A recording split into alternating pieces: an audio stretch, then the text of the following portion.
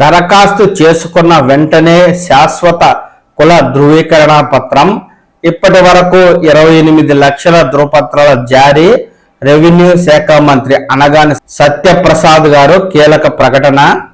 రాష్ట్ర వ్యాప్తంగా ఇప్పటి వరకు 28,62,000 కుటుంబాలకు రెవెన్యూ యంత్రాంగం శాశ్వత కుల ధృవీకరణ పత్రాలను అందజేసినట్లు రెవెన్యూ శాఖ మంత్రి అనగాని సత్యప్రసాద్ గారు తెలిపారు.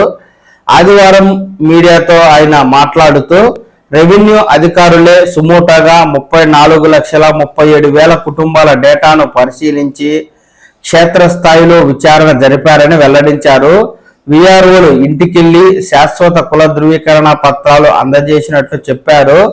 పాఠశాలలు, కళాశాలల్లో ప్రవేశాలకు, ఉద్యోగాల్లో రిజర్వేషన్ల అమలుకు, ప్రభుత్వ పథకాలు అందిపుచ్చుకునేందుకు కుల ధృవీకరణ పత్రాలు వినియోగించాలన్నారు.